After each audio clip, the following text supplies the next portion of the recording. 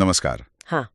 आज हम एक जरूरी विषय पर बात कर रहे हैं, बच्चों में मायोपिया मतलब निकट दृष्टि दोष, जो आजकल बहुत बढ़ रहा है। नमस्ते। हाँ, ये सच में एक बड़ी चिंता का विषय बनता जा रहा है। और हम खास तौर पर एक नई तकनीक एसिलॉर स्टेलिस्ट लेंस, इस पर गहराई से पड़ताल करेंगे। सारी जानकारी पॉल जोसेफ राकेश के लेखों से ली गई है, जो इस फील्ड के अनुभवी हैं। बिल्कुल, उनका मकसद उपभोक्ताओं को सही जानकारी देना है और हमारा भी यही लक्ष्य है कि जो जरूरी बातें हैं वो सामने लाएं, ताकि अभिभावक अपने बच्चे की आंखों की देखभाल के लिए सही फैसला ले सकें। हाँ, क्योंकि भारत में मायोपिया बहुत तेजी से बढ़ रहा है और इसे कंट्रोल करना मतलब इसकी रफ्तार को कम करना आगे चलकर आंखों की गंभीर बीमारियों से बचने के लिए बहुत अहम है। तो सबसे पहले ये समझते हैं कि भारत में ये प्रॉब्लम कितनी सीरियस हो गई है। आंकड़े देखेंगे तो थोड़ी चिंता होती है। सोचिए 1999 के आसपास 5 से 15 साल के बच्चों में ये करीब 4.4% था। सिर्फ 4.4%? हाँ, और 2019 तक ये बढ़कर 21.9% हो गया और अब तो अंदाजा है कि ये करीब 25% तक पहुंच गया होगा। 25%? ये तो बहुत ज्यादा है। और अनुमान ये है कि 2050 तक शायद भारत की आधी आबादी मतलब 50% लोग मायोपिक हो सकते हैं। अरे बाप रे, 50%! इसकी वजह हमारी लाइफस्टाइल? हाँ, मुख्य वजह तो वही है। मॉडर्न लाइफस्टाइल, स्क्रीन टाइम बहुत बढ़ गया है ना, और बाहर खेलना कम हो गया है। खासकर कोविड के बाद तो बच्चे घंटों स्क्रीन पर रहते हैं। मैंने सुना है 6-7 घंटे भी। बिल्कुल, और ये सिर्फ चश्मे के नंबर बढ़ने की बात नहीं है। जैसा आपने शुरू में कहा, इसके पीछे और भी जोखिम है। हाँ, वही मैं पूछना चाह रहा था। मतलब सिर्फ धुंधला देखना ही प्रॉब्लम नहीं है? नहीं, बिल्कुल नहीं। मायोपिया में होता क्या है कि आंख की लंबाई वो सामान्य से ज्यादा बढ़ जाती है। इसे एक्सियल एलोंगेशन कहते हैं। अच्छा, आंख लंबी हो जाती है? हाँ, और ये सिर्फ धुंधली नजर की समस्या नहीं है। जब बच्चा बड़ा होता है तो इससे आंखों की गंभीर बीमारियां होने का खतरा बढ़ जाता है। गंभीर बीमारियां जैसे कि मायोपिक मैक्यूलोपैथी। इसमें रेटिना का जो सेंट्रल पार्ट है वो खराब होने लगता है, या फिर रेटिनल डिटैचमेंट मतलब आंख का पर्दा अपनी जगह से हट जाना हो। और ग्लूकोमा भी, जिसे काला मोतिया कहते हैं, ये सब अंधेपन का कारण बन सकती हैं। ये तो काफी डरावना है।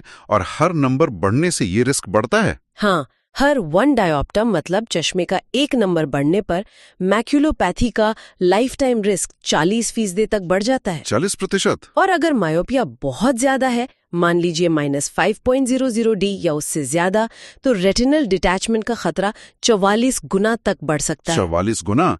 तो इसका मतलब साफ है कि अब सिर्फ नॉर्मल चश्मे देना काफी नहीं है। यहीं पर ये स्टेलिस्ट लेंस आते हैं। बिल्कुल, अब जो स्टैंडर्ड ऑफ केयर है वो बदल गया है। साधारण सिंगल विजन लेंस जो होते हैं, हाँ, वो सिर्फ नजर ठीक करते हैं, वो आंख को लंबा होने से रोकते नहीं हैं।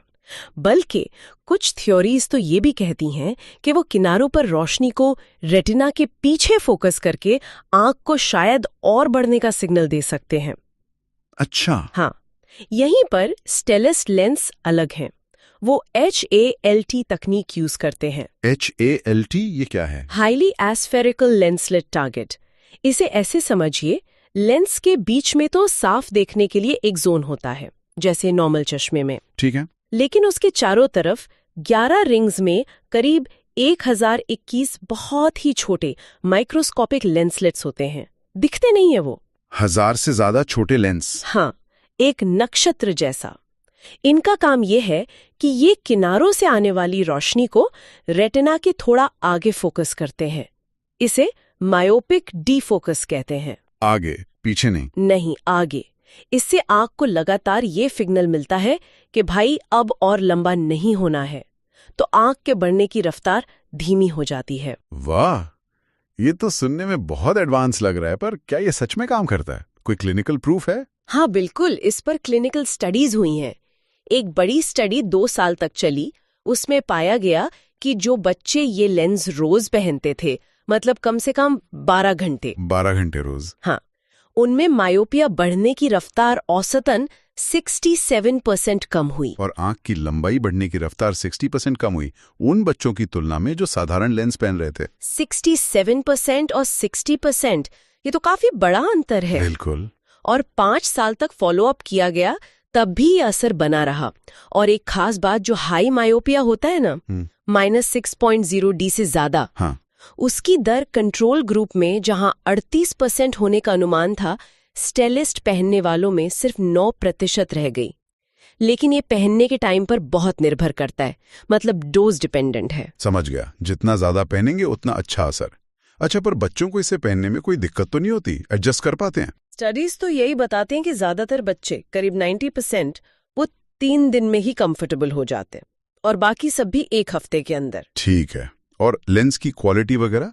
ये पॉलीकार्बोनेट के बने होते हैं, तो काफी मजबूत होते हैं, हाँ, गिरने हाँ, पर आसानी से टूटते नहीं। बच्चों के लिए अच्छा है, और एंटी रिफ्लेक्टिव कोटिंग तो होती है। हाँ, वो तो जरूरी है। और अब तो क्रिजाल, रॉक जैसी प्रीमियम कोटिंग्स भी हैं जो खरोचों से ज्यादा बचाती हैं। हाँ, और 2024 से तो टिंटेड सनग्लास वाले ऑप्शंस भी आ गए हैं, जो धूप से भी बचाते हैं और मायोपिया कंट्रोल भी जारी रखते हैं। ये तो बढ़िया है। पर क्या सभी को सूट करता है?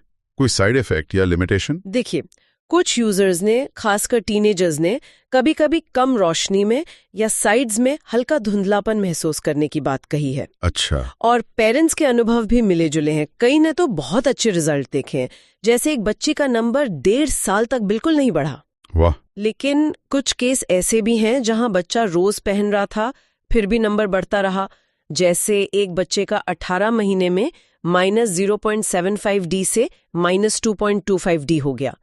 तो ये हर बच्चे पर अलग अलग असर कर सकता है। मतलब गारंटी नहीं है? हाँ, व्यक्तिगत प्रतिक्रिया पर निर्भर करता है। और कुछ स्थितियां हैं, जैसे अगर बच्चे को भेंगापन, स्ट्रैबिस्मस है या लेजी आई एम्ब्लियोपिया है, तो शायद ये सही ना हो। और सबसे जरूरी है फ्रेम की फिटिंग। फिटिंग? वो क्यों? क्योंकि बच्चे की जो पुतली है वो लेंस के बिल्कुल सेंटर में होनी चाहिए, तभी वो एजएलटी तकनीक सही से काम करेगी। अच्छा, ये बहुत जरूरी पॉइंट है।